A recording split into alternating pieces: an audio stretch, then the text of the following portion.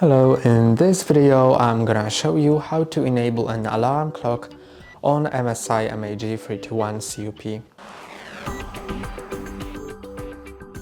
To do it, click on the back button to open the settings, then go to gaming, go to the right and go to alarm clock, then go to the right and you can set it to 15 minutes, half an hour, 45 minutes or an hour. You can also just change it if you want.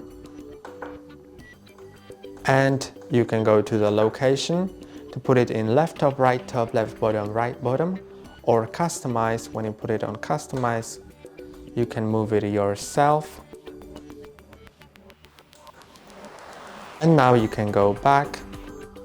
And now it's set. That's all for today. Don't forget to like and subscribe. See you next time.